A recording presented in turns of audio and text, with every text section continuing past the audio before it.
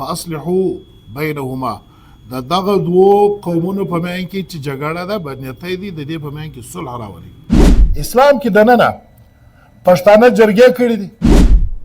چې کوم خلکو د پښتانه د لفظ ترجمه کړې ده پښتون پیر راغلی د په سر کې پت نمود و نمایش چې د جرګې لپاره ممبران شرط دا دی چې مشر تجربه کار سړی به وي او شرط دا دی چې استعداد و لیاقت هر سپېژلي مشر به هم دی چې لیاقت و استعداد په چا کې هغه به د جرګې ممبر وي. د جرګې ممبران د پښتانه ده درلس به کم نه وي. دا د جرګې دومره غټې فیصلې وې چې باقاعده باچهان به ټاکل جرګې به فیصله وکړه بیا به د نفاذ د هغه ځای باندې منل هم به د دوی ذمواري وله. جرګې به بیا باقاعده هغو ته سزا ورکوله او قومونه به د هغه ځای بارول او وطنونه یا هغه کورونه چې به چا نه منل هغه به دا وطنه لرې کول. اوس او د مخکې جرګو فرق صرف دغه رالی چې اوس جرګه سته خو قوت نشته ورسره. اوس جرګې سره باقاعده د پاکستان د قانون اختیار هم ورکړی دی. پخواني خلکو چې به اختیار چاته ورکوي ژبه به یې ورسره وکړه. جرګې چې به هره فیصله وکړله ضمیر به دا ملامتوي چې دا ما اختیار ورکړی دی زما پاکې خوا زه بولم که نه بولم ما پښتو کړې ده او زه به د پښتو مطابق د خپله جرګې فیصله به منم. اوس خو حالات دا تر رالی چې پښتو صرف دا ویلو ته ویل کېږي او پښتنو ته په پښتو باندې یو پیغور ورکړي که پر سنګر باندې شهید نه سوې زما لالی در مرګه به روبد بېننګه بولمه. خلک راولاړ سولو 14,000 انګریزان یې په دغه یوه چغه د یوې ښځې پر پیغورو پر پښتو باندې دا یې مردار کړه. مخکې دنیا کې چې کم شعور و هغه شعور اوس نشته. شعور و دې ته و چې د بل د ستړي احساس ورسره وي. بسم الله الرحمن الرحیم. وإن طائفتان من المؤمنين اقتتلوا فأصلحوا بينهما فإن بغت إحداهما على الأخرى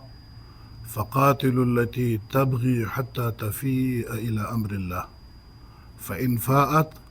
فأصلحوا بينهما بالعدل وأقسطوا إن الله يحب المقسطين إنما المؤمنون إخوة فأصلحوا بين أخويكم واتقوا الله لعلكم ترحمون. وقال الله تعالى في مقام آخر فإن خفتم شقاق بينهما فابعثوا حكما من أهله وحكما من أهلها إن يريد إصلاحا يوفق الله بينهما إن الله كان عليما خبيرا. صدق الله العظيم وصدق رسوله النبي الكريم. محترم حاضرین مجلس او صدر مجلس هذا ستې د ټولو په اجازه چې کومه موضوع محمد یوسف صاحب ته یې تشکاره کړله او پر دا موضوع باندې یو څه خبرې مجلس ته مخکې ته شعور غواړو. د اصلاح دپاره د مسلمان کور د جوړولو دپاره د علاقې د قومونو د جوړښت دپاره یا د بچانو کې د کورنۍ د زوج او د زوجې د اختلاف د هغه ختمولو دپاره یا په علاقه کې د یو قبایلي قوانین او هغه دپاره د امن او دغه دپاره د مشر د راوستلو دپاره جرګه در ټولو اسانترینه لاره ده او جرګه د مختلفو اقوامو یوازې پښتون نه بلکې دا دستور په عربو کې هم دا دستور په پاکستان کې په نورو قومونو کې هم شته مسلمان او غیر مسلمان اقوامو کې دا دستور شته خو چونکې موږ مسلمانان یو د اسلام په رڼا کې الله جل جلاله خپل کتاب کې بار بار فرمایلی دی چې صلح بهتره ده وإن امرأة خافت من بعلها نشوزا أو إعراضا فلا جناح عليهما أن يصلحا بينهما والصلح خير. بجای د دې چې سړی ولاړ سي عدالت بجای د دې چې سړی ولاړ شریعت بجای د دې چې سړی یو بل داسې فورم ته ولاړ سي چې هلته د فیصله وسي چې په کم فورم کې صلح کیږي په کم فورم کې د دوو قبایلو قومونو یا د دوو فریقینو په میان کې نفرت په محبت ختم کیږي هغه ته صلح ویل کیږي او صلح ته الله پاک جل جلاله خیر ویلی دی او خیر د اسم تفضیل څخه ده ډېر بهترین صرف بهتره نه صرف بهترین نه خیر ډېر بهترین الله جل جلاله فرمایي که چیرې په یو کور کې د خاوند او د ښځې په میان کې ناچاقي راغله او ناچاقي هم د خاوند د طرفه نو بیا دا ښځه غواړي چې دا ناچاقي ختم کړي یو صلح جرګې ته ولاړ سي او د هغه سره د ده خپل خاوند سره صلح وکړي دې ته الله پاک وایي چې صلح خیر ده ډېره بهتره ده شاید چې عدالت په میان کې د نر او د ښځې کم محبت او تعلق دی هغه نه راولي شاید چې ښځه ولاړ سي یا نارینه ولاړ سي عام لکه د ممالکو چې کم قوانین دي یا لکه شریعت چې کم قوانین دي حق به ودې ته ورکړي لیکن هغه محبت او هغه د دې چې کومه ازدواجي زندگی ده هغه به برته راواپس نسي هغه کې به برته هغه بهتري رانسي نو دا یوازې په صلح باندې راکړلی سي یوازې په جرګه راکړلی سي یوازې په مرکه راکړلی سي او هغه ته الله جل جلاله خیر ویلی دی بهتر یې ویلی دی ډېر بهتر یې ویلی دی ډېر ښه یې ویلی دی لږ ښه هم نه اسم تفضیل دا معنا چې ډېر زیات ښه الله جل جلاله صلح ته ډېر زیات ښه ویلی دی او دغه رقم په دغه 5مه سپاره کې الله جل جلاله فرمایي که چیرې بیا د زوج د زوجې د نر او د ښځې په میان کې ژوند تېرېدل تکلیفجن و نه سره تېرېدی نو بیا دې یو حکم یو داسې کس چې په هغه کې د صلح او د روغې و د جوړې صلاحیت او لیاقت وي زوج دې ونیسي او یو دې داسې کس ښځه ونیسي زوجه دا دواړه دې وګوري د الله د رضا دپاره چې دوی د دغه کور د چلولو او د دغه ریل د دا ګاډۍ د چلولو د کور د اتفاق او د وحدت ته راوستلو او د دواړو د عزت خیال وکړي او د دې په میان کې دې فیصله وکړي الله پاک وایي ان یرید اصلاحا که دغه درېمانان دغه چې کم حکم دی او د فیصلې اختیار واک دی تر کول سوی دی که دی اراده د خیر درلوده ان یرید اصلاحا که چیرې دغه دوو کسانو منصفینو درېمانانو اراده د خیر درلوده یوفق الله بینهما الله پاک د دغه کور چلولو په میان کې بندوبست د موافقت او د جوړې راولي الله پاک د دې په میان کې هغه بدنیتۍ په محبت بدلوي بشرطې کې چې دریم د خیر اراده لري پښتانه هم وایي دې مجلس ته مسې ولاړ چې د ایمانه سره ورسې او بې ایمانه ځینې ولاړ سې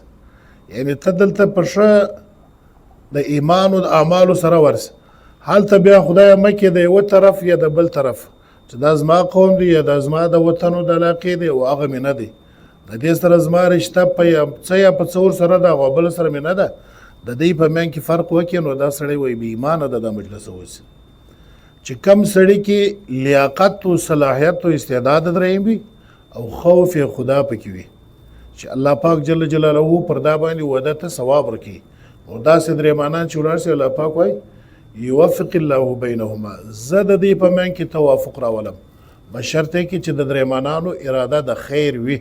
د درېمانانو اراده هم د جوړې وي د هغه طرح لکه محمد یوسف صاحب چې ویلې سورة الحجرات کې الله جل جلاله فرمایي عامه مؤمنانو ته موږ ته د دې معاشرې سرګرده انسانانو ته الله پاک وایي وان طائفتان من المؤمنین اقتتلوا که د مؤمنانو دوې ډلې خپل اپس کې جګړه سره وکړي دوه قومونه دوې ډلې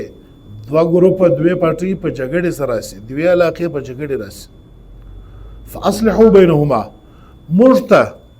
یعنی و د عام اولس ته و د عام علماو مشرانو قبایلي سپینږیرو سرګرده خلکو ته الله پاک دا حکم کړی دی یعنی دا نه دی چې دا غوسه درخواست چې ولاړ دي او د دې په میان کې دې وربند وکړي د هغو په منځ کې دي جګړه ختم کړي. نه، د الله پاک حکم دی فاصلحوا بینهما. لکه څنګه چې الله پاک جل جلاله موږ ته حکم د لمانځه کې چې فاقیموا الصلاة، موږ ته د زکات حکم کې چې واتوا الزکات، موږ ته د روزې حکم کې چې کتب علیکم الصیام، موږ ته د حج کتب علیکم، د جهاد کې کتب علیکم القتال، پر دې باندې دا فرض دی. د هغه طرح الله جل جلاله قرآن کریم کې عامه مسلمانانو ته وایي، ذموار خلکو ته وایي فاصلحوا بینهما. د دغه دوو قومونو په منځ کې چې جګړه ده، بدنیتۍ دي، د دې په منځ کې صلح راولي. که بالفرض د دغه قومونو په منځ کې جګړه ده، یو څه خلک ولاړ سولو د یوه وطن یا د بل وطن یا د خپل وطن د دې په منځ کې وربند وکړي او جګړه ختم کړه، نو دا کفایه دی. زموږ هم غاړې په خلاص وي، د هغو هم غاړې په خلاص وي چې چا محنت و منډه وکړه، هغو ته به الله پاک د دنیا او د آخرت کامیابي ورکړي. خدای مکه که چیرې د خلکو په منځ کې بدنیتۍ او جګړه وه، هېڅوک نسو ولاړ، نو دا څه چې دلته مسلمانان ورسره اوسېږي، خوا عالم دی نه عالم دی، خوا ملک دی غیر ملک دی، خوا مشر دی کشر دی، ځوان دی سپین ږیره دی، هر څوک چې لږ عقل و شعور لري د ټولو غاړې پابندي دي. د الله پاک تر دغه حکم پر نه پر ځای کولو باندې د ټولو غاړې بندي دي. او چې د دا خلکو په منځ کې خدای مکه څه پیښیږي، دا ټول به د قیامت په ورځ د دې مسؤلین یې چې الله پاک ویلي ولو چې فاصلحوا بینهما، موږ پر هغه باندې عمل ولې نه وکړو. برته په دا بل آیات کې الله پاک و انما المؤمنون اخوة، تمام د کلمې والا ورونه دا ټول سره ورونه دي. ورونو په منځ کې خامخا د یو فرد په منځ کې، د یو کلي او د بل کلي په منځ کې، د یو قوم او د بل قوم په منځ کې بدنیتۍ او جګړه او ناچاقي راځي. الله پاک وایي چې ستا ورونو سو په کلمه فاصلحوا بینهما، د دې په منځ کې ته صلح وکړي. بیا امر دی که چیرې صلح کې بیا خدای مکه یو چا کمزوري د علاقې والا مشرانو سفیدریش خلکو ذموار خلکو کمزوري وکړله، د دې په منځ کې جوړه نه راوسته، بیا د الله پاک چې کوم دا حکم دی، دا حکم تحت چې څومره خلک دي دا ټوله بیا په پوښتنه د دې څه کېږي. دی به د دې ذمواري چې ستا په وس څونه پراوته به کول، یعنې زما په وس خو نتیجه راوړل نه ده چې زه به ورسم او د دې په منځ کې به نتیجه راوړم سره جوړ به کړم. زما د خپلې ذموارۍ زما نتیجه زما ذمواري دا ده چې زه خپل محنت وکړم، جوړه راځي نه راځي دا د الله پاک کار دی او دا د فریقینو کار دی. فریقین وی خبره ته غاړه ایږدي نه ایږدي، لیکن دا منډه محنت قرباني ستړی وخت ضایع کول دا زما ذمواري ده. که چیرې دا ذمواري چا نه کړه، در دا آیات لاندې در دې د روایت ټول انسان مسلمانان راځي چې الله پاک تی ته حکم کړی و تی نه ورلاس. دا د تمام کلمه ګو، خوا مشر وي، ځوان وي، عالم وي، غیر عالم وي، خان وي، غیر خان وي، د ټولو ذمواري دغه ده چې دا ذمواري پر ځای باندې پوره کړي. الحمدلله په پښتانه کې پر دا خبره باندې در دا اوس وخت مخکې باقاعده خلکو د ذمواري پر ځای کوله. دا دومره ډېر غټ ولس په هر ښار و وطن و علاقه کې په قبایلو کې بدنیتۍ راکړي، پر مځکو پر وطنو راکړي، پر کشرانو پر مشرانو پر تجاراتو پر بلو پر بل د قومونو جګړې راکړي. لیکن د دغه قومونو دپاره مشران داسې یو سیستم جوړ کړی و، په هغه سیستم کې به دغه مسلې راکړي او د دې دپاره به د پای ټکي شوی خیر ته به دا قومونه راوړل او دا جګړې به ختم کولې. دا سیستم د پاره به د خلکو باقاعده یو مجلس شورا وه، هغه مجلس شورا ته به د خلکو پښتانه د جرګې نه مور کړی. الله جل جلاله پر مجلس شورا باندې ډېر رحم کوي او د الله پاک هم حکم هم دی چې کم خلک د الله په لار کې انفاقي او د کوم خلکو په منځ کې خپل مسائل په مشاورت حل کیږي، په شورا حل کیږي، په جرګه حل کیږي، دا د الله پاک خوښ خلک دي او دا هغه خلک دي چې الله پاک په دنیا کې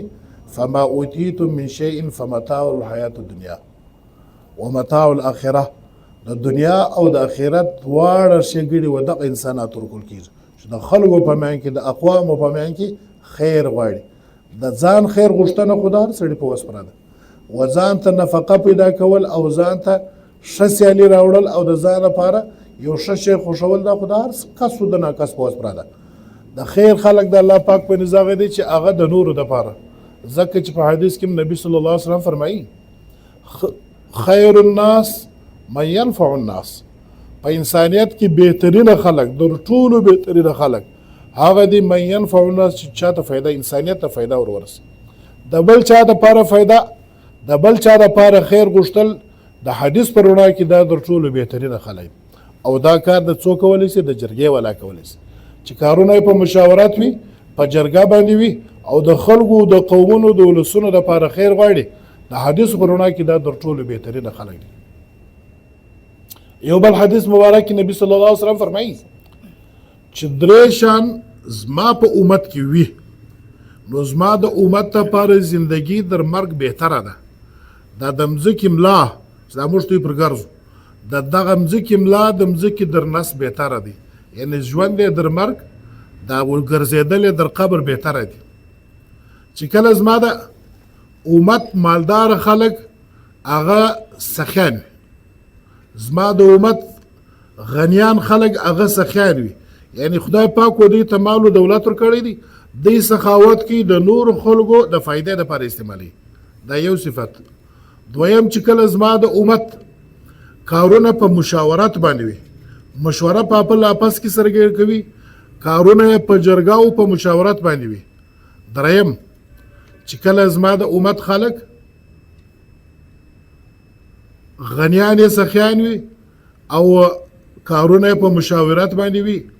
او دا خلکو دپاره دا د مځکې ملا یا دا د ژوند دا در مرګ یا د مځکې در نس بهتره دی. چې درې خویونه پکې راسي. فرض که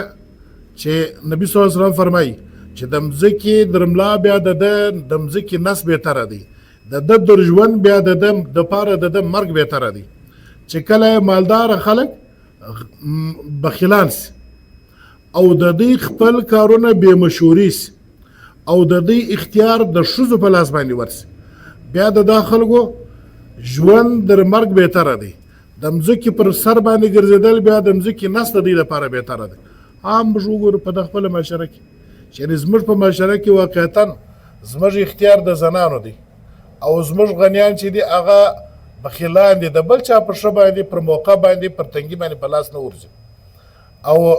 زموږ کارونه چې دي هغه په مشاورت باندې دي. د زوی او د پلار په منځ کې نن سبا مشاورت نشته، د مشر او د کشر په منځ کې نشته، د ملا او د مقتدي په منځ کې نشته، د علاقې د تجربه کار خلکو په منځ کې مشاورت نشته. چې مشاورت نه وي او کارونه د زنانو په لاس کې وي او مالدار خلک یې بخیلان سي، نبی صلی الله علیه وسلم حدیث مبارک دی چې دغه انسانانو د مؤمنانو مسلمانانو ژوند تر ژوند یې مرګ بهتره دی، د مځکې در ملا د مځکې نس بهتره دی. دا د ټولو د دې لپاره د حدیث او د آیاتونه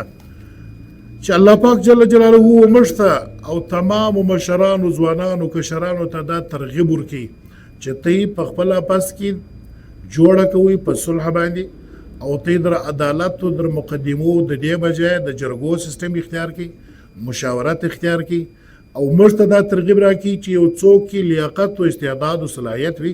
هغه باید چې د بل په کار ورسي، او هغه باید چې د بل ستړي او ستونزې ختم کړي، کم څه کم چې د څومره وست دا نسي کولی چې د دوه غټو کلو او قومو په منځ کې جوړه راولي.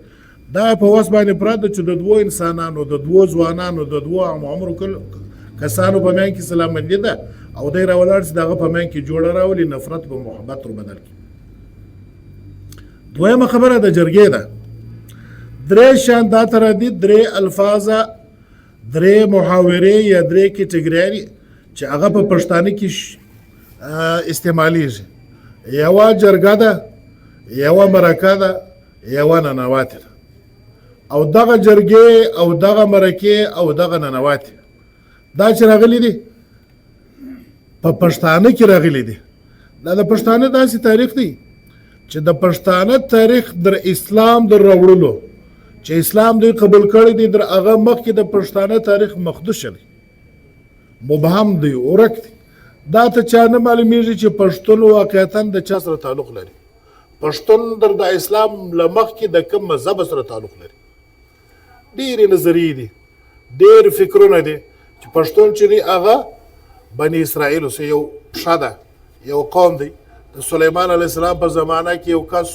آصف برخیا افاقینه په نامه باندې بیا هغه چې کله بخت نصر رالی افغانستان ته غور ته رالی بیا فلانو بیا فلانو دا اسی یو مفروضه ده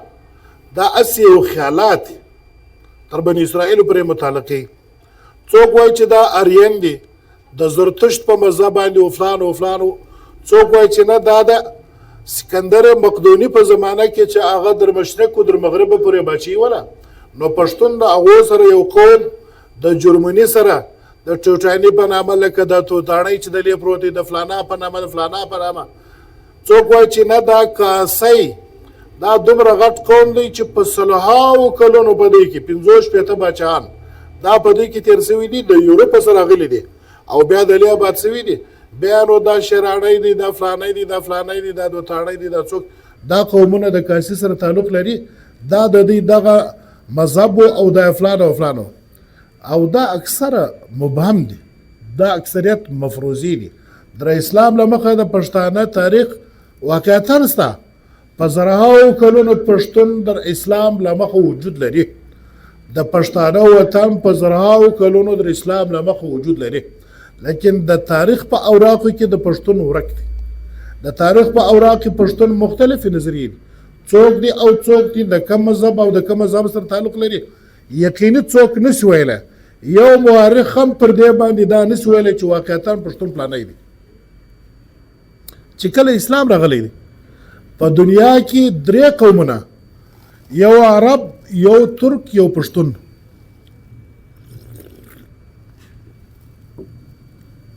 دا تر قومونه پاتې شوي دي چې دا 3 قومونو من حیث القوم باقاعده ټوټل 100% د اسلام راوړی دي عربو که راوړی دي په جنګونو راوړی دي اسلام د عربو په وطن کې او قرآن کریم د عربو په ژبه باندې او محمد صلی الله علیه وسلم د عربو یو فرد د عربو په ژبه کې د ټول تعلیمان په عربي ژبه باندې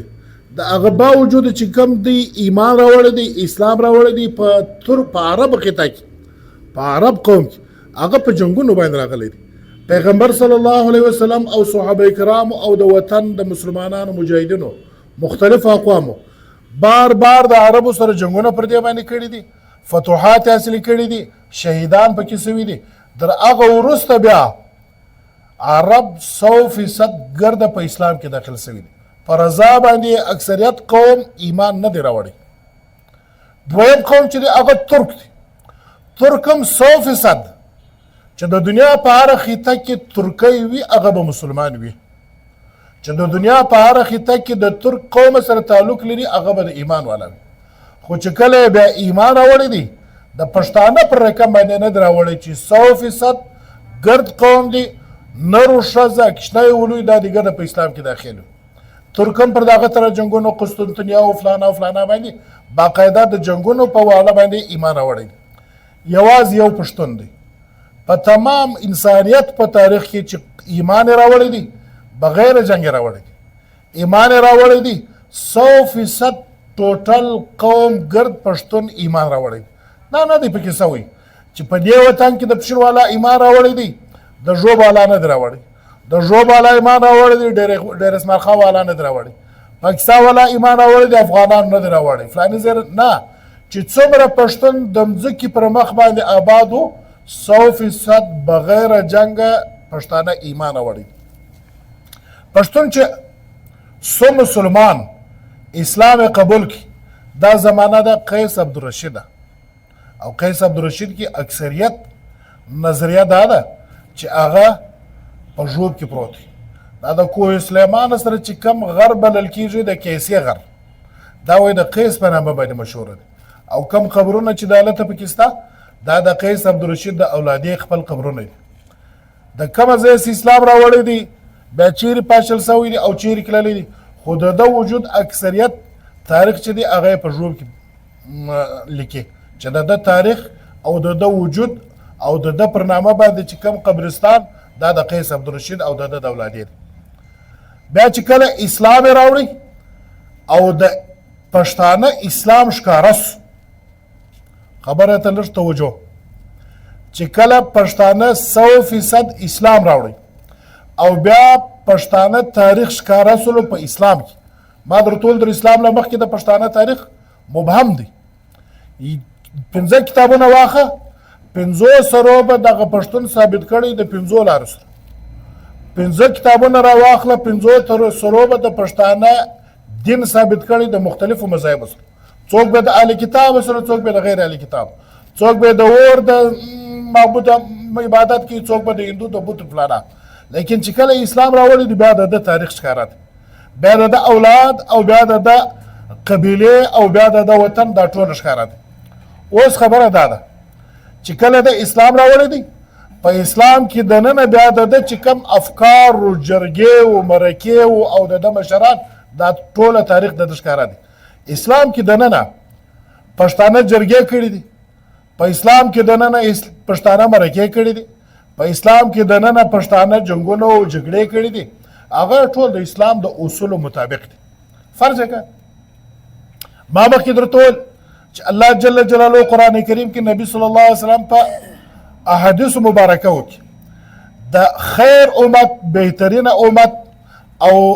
خیر الناس من ينفع الناس په حدیثو کې هغه د مرکو د فیصلو د جرګو والا هغه خلک چې بل ته فایده ورسي، د بل چا پر فایده راسي، د انسانیت ته فایده والا سي. نو بیا چې کله پښتانه جرګه جوړه کړه، جرګه ویل کېږي په نن اصطلاح کې یو مشاورتي کونسل. د جرګې ابتدا او د جرګې عنصر جوړش دا چې دی دا پر 2 شانو باندې سوی دی. یو به د جرګې والا تجربه کار وي، یو به د جرګې والا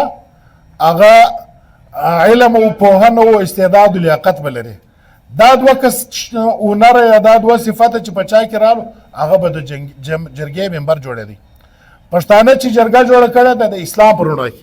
او جرګې چې تر اوسه پورې را روانې دي دا ټوله د اسلام د بنیادی اصولو سره اکثریت موافق دي. اکثریت د جرګې فیصلې چې دي هغه د اسلام سره برابر روانې، ځکه چې پښتون 100% مسلمان او د ټول اعمال هغه د اسلام موافق. یعنی فرض کړه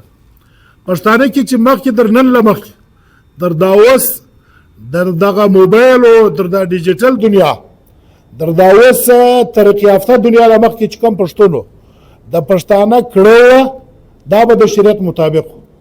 د پښتانه د کور کم رسم او رواجو دا د پښتانه ثقافت خو د شریعت مطابق، د پښتانه ټول تمدن دا به د شریعت مطابق. پښتون چې په دنیا په هر ځای کې روانو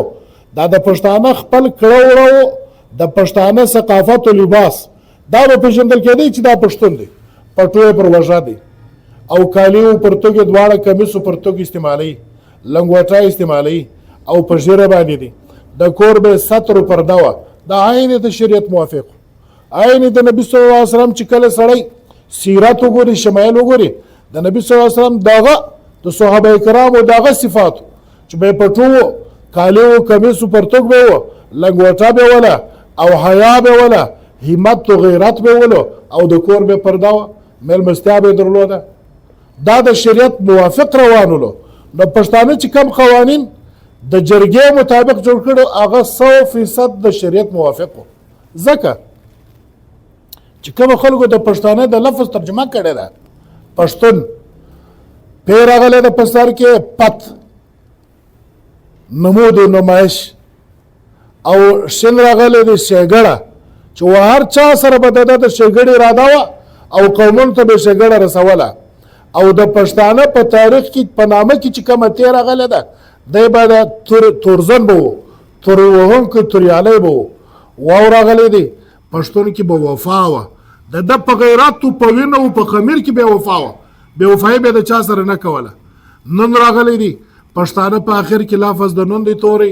نن دا معنی چې دی به ننګیالی و چې د ټولو دنیا به پرې وخواس وله چې به پر شریعت باندې د ده پر حیا او پر غیرت او پر ناموس د ده پر وطن باندې به خلک ودرېدو، ده به د خپل سر قرباناوي، ننګیالیتوب یې کوي او چاته به یې خپله د پښتانه شمله نه ټیټوله.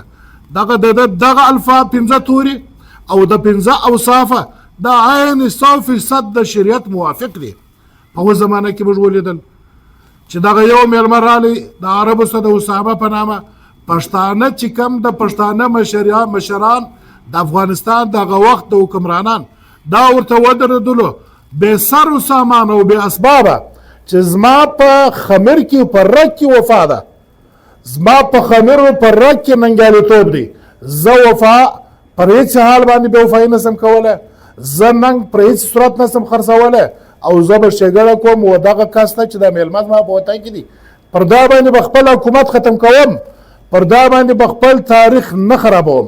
پر دا باندې به د پښتانه چې کم ننګ و غیرت دی هغه به لاندې و خاورو ته نه اچوم. موږ ولیدی چې د ټولو دنیا سره د خپل حکومت ختم کړي، ځان یې پر ختم کړي، آل و اولاد یې پر ختم کړه، خو د پښتانه دغه 15 کم صفات چې دي په دی کې څه بدلون نه راوست. د پښتانه په تاریخ کې چې سړی وګوري دومره ډېرې نادرې واقعات راځي چې پښتانه پر وفا باندې د خپل نسل ختم کړی دی خو بې وفایي نه ده کړی، او پښتانه پر میلمستیا باندې، پښتانه پر ښېګړه باندې، پر وفا او پر تور او پر ننګ باندې چې د پښتانه شاید په عربو کې به داسې واقع کې به پیدا سي چې پښتانه کم د خپل 15 اوصاف دا یو چاته نه در کړي، نو چې پښتانه کې اوصاف د شریعت مطابق دا 15 سره توري، نو پښتون داسې نشي کولی چې خپله جرګه او قانون دی د اسلام په مخالفت کې جوړ کړي. پښتون خپله جرګه جوړه کړې ده، د جرګې خپل اوصاف، د جرګې خپل اقدار او روایات چې په پښتانه کې دي شاید هغه په نورو قومونو کې کم وي، نورو قومونو کې هم دا پنجایت و فلانا او فلانا په دانامه سته، لیکن هغه چې دی هغه د شریعت سره په ټکر کې دی. فرض که زموږ په وطن کې یو قوم دی پنجایت لري، د هغو جرګه د باقاعده فیصلې کوي، خدای مکه خدای مکه که چیرې د یو چا ښځه د یو چا سره وتښتېدله یا بدلمنه سوله بې ادبي معاف، په هغو کې په پنجایت کې داسې فیصلې په دا اوس موجوده وخت کې سوي دي او کېږي چې د هغو بدل باقاعده د پنجایت والا په بدلمنۍ اخلي. دا په پښتانه کې نشته. پښتانه کې یو دا ثقافت و چې جرګه به کښېنستله خدای مکه چې د یو چا ښځه به چا وتښتوله یا به یو مړی د دوو فریقینو په میان کې وسلو، بیا به نو دغه په هغه شپو کې د خلکو سره مال و دولت کم و، په هغه شپو کې د جرګې دا اصول جوړ کړی و چې زه له دله ورځم او زه واده ته دا د مړي بدل ورکوم یا دا د ښځې د تیښتې بدل ورکوم، نو بیا به یې په دغه بدل کې بدل به یې ښځه ورکړه، بدل به یې د مړي په بدل کې به یې ښځه ورکړه چې یو خو د دغه دوه قومونو په میان کې دغه نفرت و بدل جنګ ختم شي، یو به د دوستۍ په وجه به یې ښځه ورکړله، دغه جګړه به دغه نفرت به په محبت او په رشتهدارۍ بدل شي. د دا پښتانه د په ښه اصولو په آداب ور واده کړه، لیکن په نورو قومونو کې چې کومې جرګې دي هغو په بدلمنۍ باندې د دې تاوان ادا کوي. هغه چې به چا کړو د هغه د ښځې خور سره خدای دې نه کړي د هغو د کورنۍ سره به په اجتماعي شکل باندې زیادتي ورکړي او هغه ته بیا هغه توري، لیکن چونکې پښتون دا من حیث القوم تاریخي پښتون تاریخي مسلمان دی و نور قومونو په بر صغیر کې چې څه قومونه دي و دا ټول قومونو ته په بر صغیر کې اسلام پښتون ورسولی، نو د روایات د شریعت عین مطابق، د رسمونو رواجونه د شریعت عین مطابق، د جرګه هغه د شریعت عین مطابق. په شریعت کې مرکه هم ده، دا مرکه چې ده دا د دوو مخصوصو ماحولو، دا شریعت مرکه چې ده د پښتانه ده دا د دوو مخصوصو موقعو دپاره استعمالیږي. فرض که یو سړی راولاړېږي د یو بل چا دپاره د کور زنانې و نارینه و راستي چې زما ستا سره د دوستۍ زړه غواړي، د رشتهدارۍ زړه غواړي، دا ته پښتانه مرکه وایي، د دا سره تعلق لري. یا خدای مکه د یو چا سره بد و مړی و بل شی سوی دی بیا دا پښتانه درېږي د هغه و کور و مخ ته شومیا نیسي و دا ته پښتانه مرکه وایي. بس پښتانه مرکه پر دا دوو شیانو باندې ولاړه ده. د پښتانه په هغې کې یو ننواتې هم شته، ننواتې که خوا په جنګ په صورت د مړي په صورت په یو بل بې عزتۍ په صورت په هر څه باندې چې څوک د چا و کور ته ولاړ وي دا ته ننواتې ویل کېږي. یو په پښتانه کې د جرګه چې د دې مفهوم ډېر وسیع دی په پښتو کې. دا جرګه چې د قوانین هم جوړوي،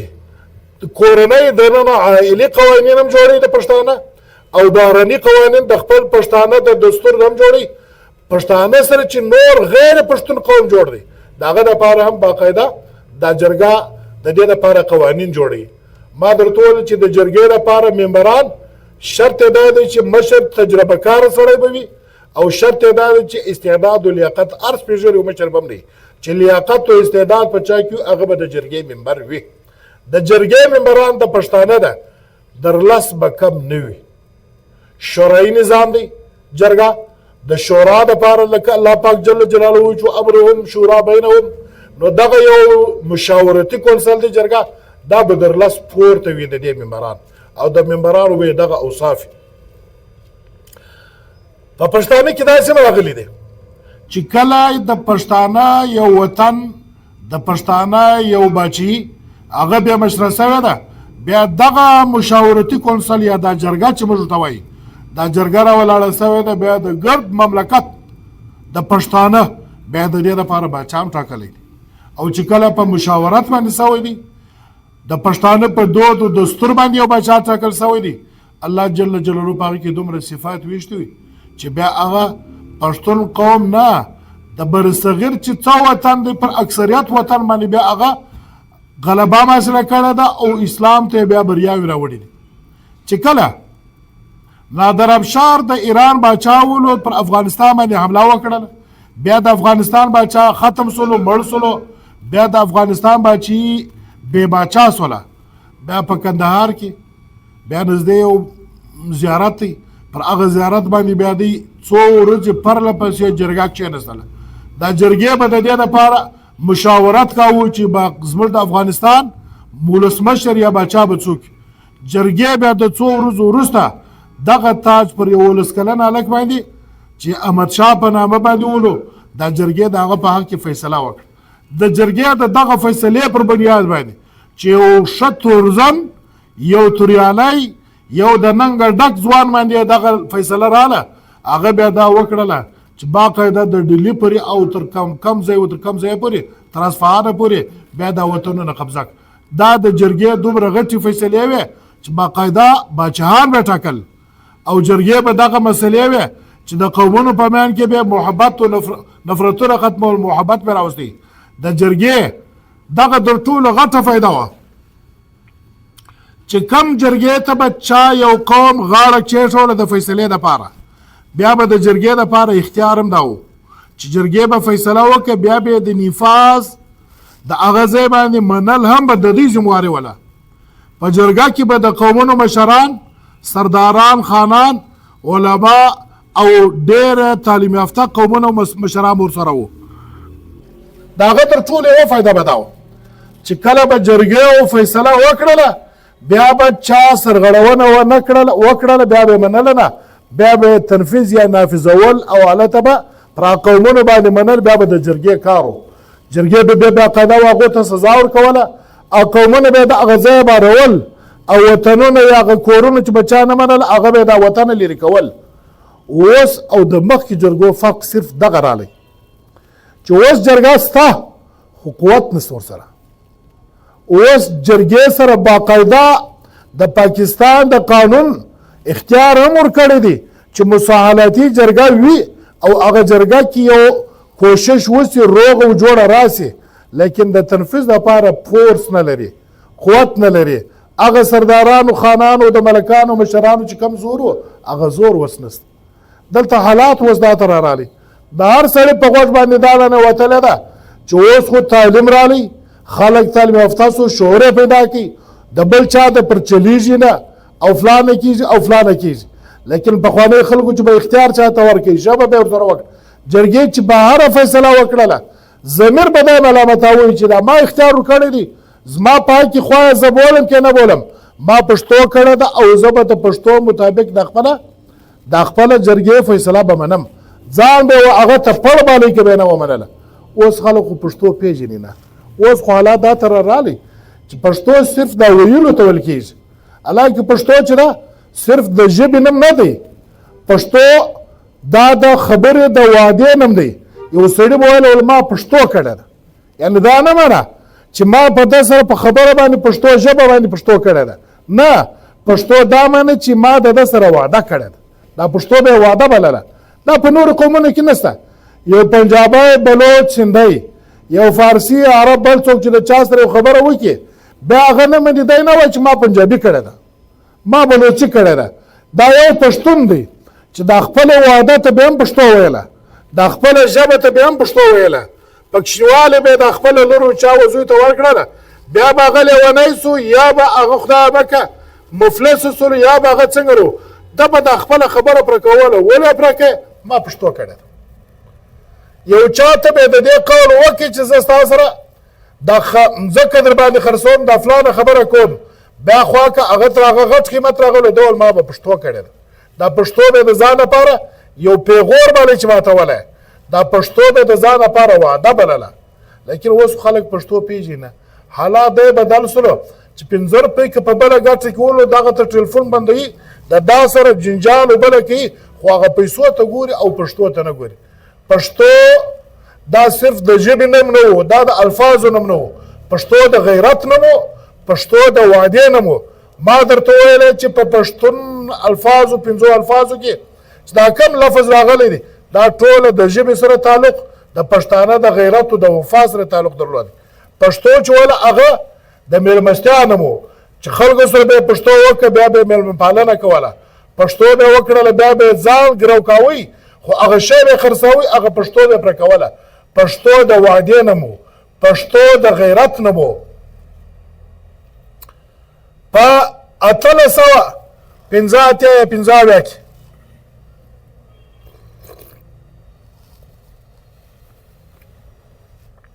چې کله پر دې وطن باندې د انګریزانو بچي وه ډېر غټ لښکر و د هغه برطانیه سره د چمن تر پاټک یا د خیبر دره خیبره پورې چې اوس تورخم ورته ویل کېږي تر دا ځایه پورې بلا شرکت غیرې دا د برطانیه حکومت یعنی خلک به ویل چې د برطانیه په حکومت کې په باچې کې لمر نه پټېږي رښتیا هم وله که به دلته پټ سول په برطانیه کې به سهار 10 بجې وي که به دلته د ورځې وله په بل ځای کې به بیا شپه وله په بل ځای کې به د شپې نیم و په بل ځای کې به سهار و 24 ساعته په برطانیه په حکومت کې به رڼا وه یعنې که به یو ځای شپه وه بل ځای به رڼا وه لمر به راختلی و دومره غټ حکومت و پر دغه حکومت کې چې کله دی پر پښتانه وطن باندې حمله وکړله ویې نه وایي کندهار یې قبضه کړي یوه ښځه راولاړه سوله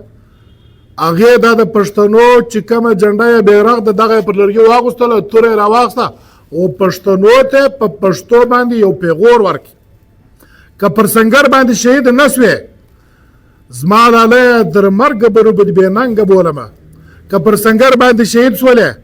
زه به ستا پر قبر در مرګه پورې ملنګي کومه داسې د ملالې او د بلې او د بلې په نامه باندې اشعار د پښتنو درته وویل د پښتو دغه تاریخي اشعار تر ننه پورې کتابو کې محفوظه دي پر دغه پښتو پر دغه لنډۍ باندې د ایوب خان په مشرۍ کې خلک راولاړ سولو 14,000 انګریزان په دغه یوه چغه د یوې ښځې پر پیغورو پر پښتو باندې دا مردار کړه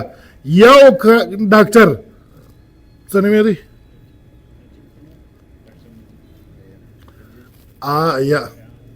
یو ډاکټر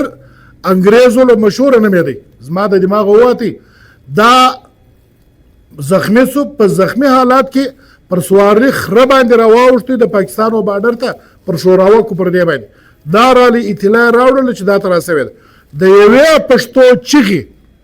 د یوې د ښځې د غیرت په باره کې 14,000 لښکره دا ګرده دغه د یوې پښتنې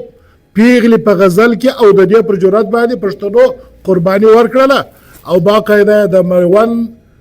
وطن باید انګریزانو په وینه باندې ولمول او انګریزان یې همیشه دپاره د دې څه په مخه کړه هلته پر خیبر باندې هم دغه ایوب خان دلته هم دغه ایوب خان پر دواړو ځایو باندې شکست ورکړي په 1919 کې باقاعده امان الله خان د دغه یوې پیغلې د دغه یوې سندرې یا د غاړې په بدل کې باقاعده افغانستان در ننه پورې آزاد هغه زمانه کې ما درته وویلی چې جرګې سوي دي د امان الله خان چې کومه بیا دغه په سپوږمۍ هوټل پغمان کې چې کوم اعلان د ازادۍ کړی دی دا د جرګې په رڼا کې کړی احمدشاه بابا چې کله راغلی دی باچا یو عام یو فرد و ذوالفقار و احمدشاه سره ورونه و بیا چې کله دی باچا سوی دی دا جرګې دا د غنمو وږې راواخیستله دا د زیارت منجاور چې کله فیصله جرګې وکړله د منجاور یا د ملنګ په دغه کې د ده په لنګوټه کې دا دغه وږي ورکېښول باقاعده دا وږي ښول دا د جرګې یو فیصله او یو حتمي خبره وه. بیا د دغه ځای څخه دی باچا سوی دی د پښتانه جرګه. ما درته وویله چې د قیس عبدالرشید د زمانې څخه چې کوم اصول او دستور ښوول سوي دي درننه پورې هغه د اسلام عین مطابق یو شرط هم د جرګې د هغه د اسلام څخه په ټکر کې نه دی راغلی. د جرګې اصول د مشاورت د قرآن کریم په رڼا کې راغلی دي او جرګه د همیشه چې فیصلې کړي دي د جرګې چې کوم قوانین پراته دي د پښتانه د همیشه د قرآن په اصولو په رڼا کې راغلي. علي رضی الله تعالی عنہ نبی صلی الله علیه وسلم څخه پوښتنه وکړه چې یا رسول الله که ته د دنیا څخه ولاړې موږ قرآن کریم استاد احادیثو په رڼا کې وکتل بیا مې داسې یو خبره مخته راله چې د حدیثو د قرآن په رڼا کې موږ د هغې حل ته نسو رسېدلی ستا د حدیثو په رڼا کې د هغې حل نه و ستا په زندګي کې هغه نه و موجوده د قرآن کریم د آیتو په رڼا کې موږ د دې حل نسو راویستلی بیا به موږ څنګه راکوو نبي صلی الله علیه وسلم ورته بیا به ته جرګه کوئ جرګه خو د پښتو لفظ ده بیا به ته مشاورت کوئ د شورا یو فورم به ته جوړوئ د شورا او فورم ته به دا خبره بیا ته ایږدئ بیا به د قرآن او د حدیث په رڼا کې شورا به پر اکثریت باندې چې څنګه فیصله وکړله بیا به هغه جرګه یا هغه مشاورتي کونسل یا هغه شورا بیا به دغه باقاعده هغه د اسلامي امت لپاره یو مشلره یو دستور ګرځي. دغه د علي رضی الله عنه د قول مطابق بیا چې د دې وروسته چې کم فقها راغلي دي بیا د اسلام په تاریخ او سیرت کې چې کم دستور راغلی دی جرګه عین د اسلام د فورم او د شورا د فورم او د اسلام د دستور موافق راغلی. جرګه زموږ په وطن کې په انګریزي دور کې هم وله په داسې وی کې به دلته په کال کې یوه جرګه کېدله دې ته به شاهي جرګه ویله دې ته به بیا د ټولې برطانیې چې دلته په برصغیر کې کم مشر و وایسرای و دا به راکلي په دا جرګه کې به ناست زموږ د دې وطن دا څکزي مشران زموږ د دې وطن د کاکړو د ترینانو د سیدانو د نورو قومونو مشران د ژوبو د بلوڅیو د بله دا به ټوله راکله در اوسه پورې پر دغه فروری 8 فروری باندې چې کومه سوي میله جوړیږي دا هغه د شاهي جرګې میله ده دا به د دې باره کې به جرګه یوه هفته لس شپې به روان وي د بل کاله پورې چې کومې مسایل د بلوچستان ته راغلې انګریز باقاعده و دې ته یو دستوري اختیار وکړی و شاهي جرګې په نامه باندې دغه به چې کومې فیصلې کېده د انګریز په حکومت کې هغه بیا چا نه سوه چلنجولی د پښتانه او د بلوچ دواړه فورم د جرګې د بناست در اوسه پورې خو هغه جرګې حیثیت ختم سولو هغه میلې در اوسه پورې د سوی د کیږي یعنی دا اوس در ضیاءالحق تر زمانې پورې به دا میله کېدله بیا به د پښتانه د بلوچ نوابان خانان مشران یو واره به څو شپې دغه جرګه روانه وه بیا به هغه جرګې خپل سفارشات مرتب کو حکومت ته بیا ورکړه بیا به په دې وطن کې دا صرف په بلوچستان کې قاضي کورټونه و په مستونګو په ژوبو په بله کې دا قاضي کورټونه دا به باقاعده د پاکستان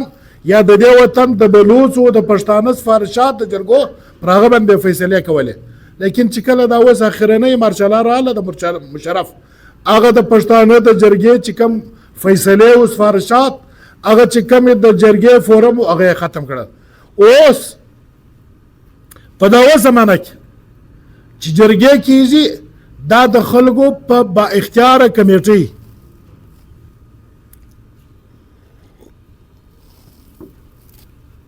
یو فورم جوړ شي د پښین جرګې په نامه د چمن او د ژوب او د دیر جرګې په نامه باندې جرګه وي واقعتاً فیصلې پر انصاف باندې مبني وي د هر قوم مشران او د هر قوم نمایندګي پکې وي چې په کوم وطن کې جرګه وي خو صرف کمزوري دا ده چې د تنفیذ دپاره فورس نه لري وی کې فیصله دا جرګه پر کښېني باقاعده یوه ور دوې ورځې خپل خرچونه او منډې او ترنډې کوي قوم ته چې کله پیل شي هغه یې نه ومني د نه منلو په صورت کې د دوی سره یو فورم نشته د جرګې تر ټولو غټه ناکامي دا وخت د جرګې سره اختیار نشته جرګې شته قبایل شته باقاعده د جرګو وجود شته او په جرګه کې د ټولې علاقې کامیابترینه هوښیارترینه پوهترینه خلک شته لیکن چې د جرګې فیصلو دپاره حکومت یې وخت و دوی ته ساعت نه ورکوي حکومت ته وخت چې دی هغه پر انګریزي نظام باندې چلیږي هغه د شریعت او د پښتانه یا د قومونو د کلتور او د ثقافت او د دې سره نااشنا دي او خپل عدالتونه دي نو د جرګو نظام چې دی هغه ختم کړی دی. در ټولو اخرنۍ یوه ښه بهترینه دا درته وایم چې د جرګې فورم دا د قومونو په میان کې صرف دا نه چې جګړه ختم کړي، دا د قومونو په میان کې نفرت ختم کړي چې الله پاک جل جلاله خیر ورته ویلی دی. دغه صلح و دغه جرګې و دا مرکې ته د هغه تر ټولو بهترینه ګوره چې اوس ما او د دا ملګري په میان کې خدای مکه بنده راسي عدالت ته زه یادولاس عدالت به فیصله وکړي دا شی به ما ته راکړي زما کې و ما ته راکړي خو زما او د دی یا زما او د قومونو په میان کې نفرت نه کړي ختم محبت یې نه راوستي. که شریعت ته ولاړ سي قانون درته شرعي وي زما د قوم د بل قوم په میان کې یو بنده راسي شریعت په د اصولو په رڼا کې د انصاف په رڼا کې به دا وکړي چې هغه حق به ما ته زما و قوم ته راوخي. لیکن زما او د بل قوم په میان کې چې نفرت په سوونو کلونو به چلیږي لیکن محبت شعر و شکر او په میان کې دغه کم چې پخوانی تر دا باندې کم یو سیستم و هغه نس راوستلی زموږ د مشرانو د علما کرامو د ځوانانو د تعلیم یافته قومونو د تعلیم یافته ولسو ځوانانو دغه یو پیغام دا خورول پکار دی او هر چا ته رسول پکار دی چې په دا موجوده وخت کې در ټولو بهترینه اسان ترینه سستا ترینه ارزان ترینه او در ټولو بهترینه لار چې هغه د جرګې ده. جرګه فوري طور انصاف کوي بالکل بغیر قیمته کوي او د انصاف سره د قومونو په میان کې نفرت ختم کوي. واخر دعوانا ان الحمد لله رب العالمین. سوالات خواته راځو تر ګردو اول زه یو سوال د انصاف څخه کوم چې عموما خلک اوس د ثالث ډېر کم خلک جوړېږي چونکې عموما چې کوم فریقین هر سړی دا غواړي چې زما په حق کې فیصله وشي زما د منشا د مرضۍ مطابق فیصله وشي که هغه وسوله نو خدای خوشحاله دی که د مرضۍ مطابق نه سوه بیا دی هغه نه قبلوي فیصله او دلته د جرګې سره قوت تنفیذ نشته چې هغه دی نافظه کړي نو د دې کوم سړي سرکل دی مقصد هم د هغه شی دی چې موږ کوم حاضرین او ناظرین دي هغه ته موږ دا پیغام پیش کړو چې ته ګرد عمر د منشا مطابق فیصلې مه غواړي چې جرګې ته ته اختیار ورکړي مرکې ته ته اختیار ورکړي بیا سړی د هغو فیصلو ته غاړه کښېږدي نو دا کوم ستونزې چې خلک نن سبا ثالثین ته نه تیارېږي دا ثالثه جوړ سي حاکم جوړ سي ما خپله ډېر خلک لیدلي دي د هغه هم څه بنیادي وجوهات څه دي لکه ته یو مختصر الفاظ کې بیا دا شی زما په خپل مجلس کې په خپل ناسګویه کې په خپل سوسایټي کې د ځوانانو د تعلیم یافته خلکو سره زما همیشه چې باس وي زه اختلاف سره لرم. ځوانان په نن سبا معاشره کې دا خبره کوي چې دغه دنیا چې ده دا کمپیوټرایز دنیا ده اوس دنیا چې ده دا تعلیم یافته دنیا ده دا اوس ماحول او معاشره او دنیا چې ده دا د شعور والا ده مخکې خلکو کې شعور کم زما د دې سره پر دا باندې اختلاف دی چې دا به واقعتاً وي چې په اوس دنیا کې ساینس ترقي کړې ده ساینس چې دا اوس موجوده کم شان جوړ کړي دي دا په مخکې وخت کې نه و دا به واقعتاً وي چې اوس دنیا د ډیګري دنیا ده په اوس دنیا کې چې د کم چا سره ډیګري دي او ډیګري عام دي او هر ځای هر کور کې مخکې دنیا کې دا نه و لیکن د شعور دنیا زه نه سم ورته ویلی مخکې دنیا کې چې کم شعور و هغه شعور اوس نشته. زه به د خپل چې د ما سره سوي دي زموږ په دې پښین کې یو غټ کلی دی نن به راخم دومره غټ کلی دی چې دا وخت په مسجدونو کې د جمعې لمنځونو په دیاتو سراو کې د جمعې لمنځونو باقاعده لس نه مسجدونو د جمعې لمنځونه پکې کېږي. ما لاله یو فریق رالی د لوی اختر ورځو ما کپړې بدلې کړي د پسه د لیدلو پسه مې حلال کړی په چاړه مې په لاس کې لاسونه مې سره کشنان رالو چې دروازه ټکېږي ما ورته وګورئ چې رالو ول خلک دي د ټوپک سره دي تا غواړي د لوی اختر اول سهار یا به 9 بجې یا به 10 بجې کالي مې په وینو سره لاس مې په وینو سره چاړه سره د پسو ده زه ورغلم کور ته مې راوستو بیا مې کښېنول 2 شپې مې د اختر د ورکړې چې په د اختر کې ته یې دلې په کوټه کې هم نه اوسېدل دننه د کور په کمرو کې دا اوس د موجوده وخت خبره درته کوم. بیا راته وویل چې ما د دونه وطن در چمنه بیا در ژوبه پورې څومره ډېر مشران سته ما پرېویشتې دي او زه په دغه ورځ راغلی یم تا لره د توپکو سره راغلی یم د خپلو سره راغلی یم زما و تا ته دا امید دی چې ته به دا زما ستړی را ختمه کړي زما مسله به راحل کړي مال خدای بخیر زما په ذهن کې چې زما په علاقه کې څو کسان ولو درېیمه ورځ لوی اختر شپې وې غوښه ډېره وه مېلمانه مې کړه را مې وسته بیا مې د خلکو په مخ کې هغه کښېنو بیا مې د ده مسله ورته وویل هغه وویل چې دا مسله ډېره مشکله ده ما ویل چې الله جل جلاله فرمایي چې خیر اراده درېیم وکړي زه د هغه مددګار یم ان یریدا اصلاحا یوفق الله بینهما که درېیمانان چیرې اراده د خیر وکړي زه د هغو په منځ کې جوړه زه راولم که موږ ته لږ همت وکړو دا انشاءالله اسانه ده خو زموږ اراده د خیر غواړي پکې ولاړ شو زما په فکر باندې به زه هغه کلي ته د موټره سره چې سپین ږیري مې ولیدې 11 سواره به تللی باقاعده دا د چټۍ په دوران کې به ما کاتب بیولی د خپلو کتابو سره د هغه کورونو کې چې مړو زخمیانو کیسې سوي وې هغو سره پر لیکلو په خپله خرچه په خپل موټر او کاتب بیول په ورځو باندې به ما پر مسله باندې محنت کوشش کړی موږ ته اختیار راکړله دواړو فرقینو لیکلي مې زر واخیستل سټامونه ما سره تر اوسه پورې په کور کې وجود لري بیا چې کله موږ د مړو د زخمیانو د نورو ښځو زخمیان چې کله موږ فیصلې ته یو نتیجې ته ورسېدلو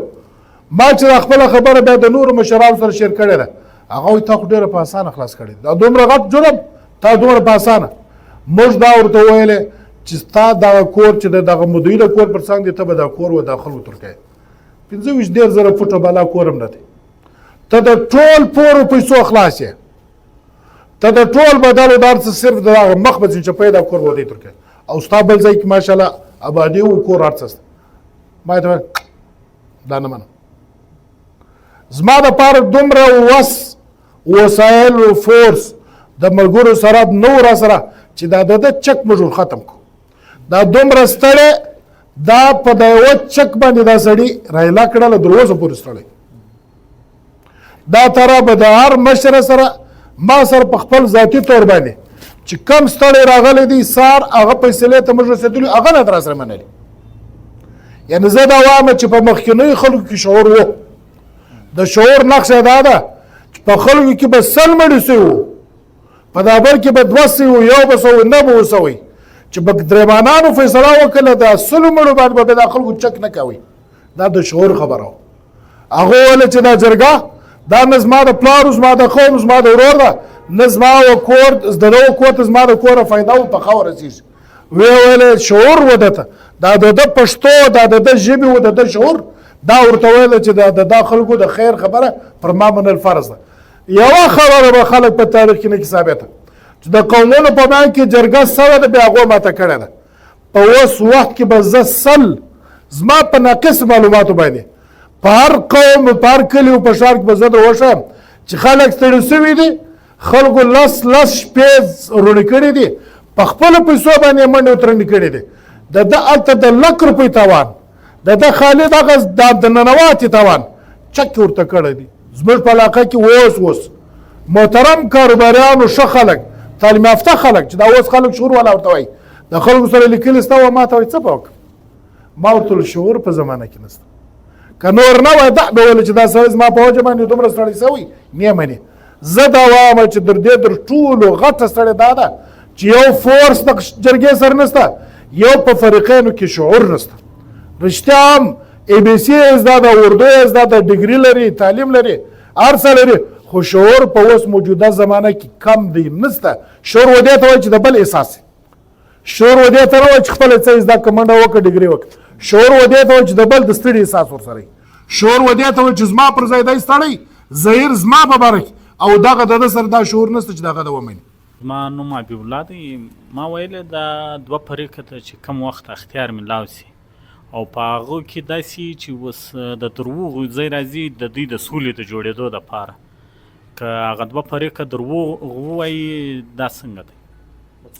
2 فریقه نه که درېیم د حدیثو په رڼا کې چې په کومو ځایونو کې دروغ ویل جواز لري هغه په هغه ځایونو کې یو ځای دغه دی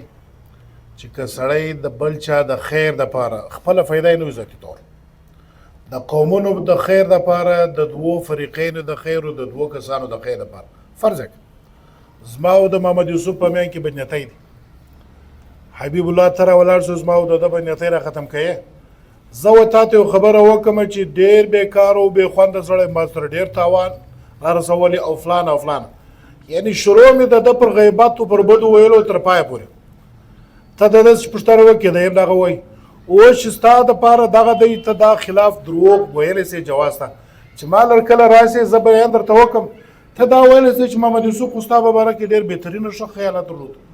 محمد یوسف خو ستا ښېګڼه غوښتله او دا خپله غلطي بولله ناپوهي یې بلله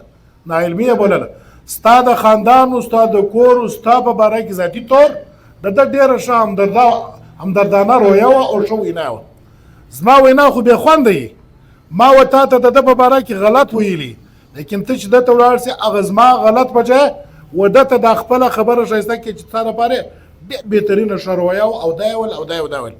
دغه دروغ په خیر په ځای کې غوښتل بشرط یې کې چې د ځان فایده دې نه وي دا ټیک دی لیکن په اوس موجوده زمانه کې زما و خلکو ته وینا دا ده چې دا دروغ ویل خو واقعتا دا خو د انسان خپله ناکامي ده مخکې زمانه کې به کفارو هم دروغ نه ویل ابو سفیان رضی الله عنه چې کله غیر مسلم و هرقل چې و مخ ته کښېناوی بیا د نبي صلی الله علیه وسلم په باره کې پوښتنه کوله چې څنګه سړی دی چې کم سوالات یې کړي دي 100% صحیح ورته ویل دا دروغ ویل چې ول زه بیا په دې شرط ول مکې معظمې ته چې بیا زه ولاړ سم زما ملګري به ووایي چې ابو سفیان هم دروغ وویل د دروغو پیغور د ځان لپاره نه برداشتوي د دشمن نبی صلی الله علیه وسلم د ټولو سخترینه دشمن و د سخترینه دشمن صفت یې کاوی د هغه خوبیانې بیانولې په دې خاطر چې بیا خلک و ماته دروغ نه وایي عام خو نن سبا خلک دروغ ډېر وایي خو وخت زمانه ډیجیټل شوه اوس که زه راولاړ سمه دروغ یو په داسې کې ووایم دا نن سبا دا څه چې مجلسونه کېږي دا ګرد ریکارډینګ کېږي که خلک بار بار ورته وایي چې دا مه کوه لیکن پټ یې نیولي سبا چې ته دا خبره کوې هلته فریق ته ولاړ سې هغه به وایي دا ستا خبرې خو دروغ دي دروغ یې مشر سړی فلانه کې درېمت کې ما تو کې دغه د ریکارډ سته زه نن سبا و خپلو مجلسو ته زه نن سبا و خپلو ملګرو ته دا وایم چې که کتاب څه موږ ته جواز راکړی لیکن مې واست د نه ویلو وجه دا ده پر تا به لیبل د دروغجن نه لګېږي ته به خیر د دوه فریقین لپاره غواړې لیکن دلته به یو کلیپ څوک جوړ کړي ستا خبره به رسوا سي پر تا باندې به دروغجن ټاپه ولګېږي عوام وطن کې به رسوا سي دروغ ویل جایز دی واقعتا د بشرطه کې د ځان فایده نه وي د فریقینو لیکن په موجوده وخت کې مه وایست موجوده وخت د کیمرو دی د موبایلو دی د ریکارډینګ دی تاوان ته خبر رسیږي بالکل یې مه وایست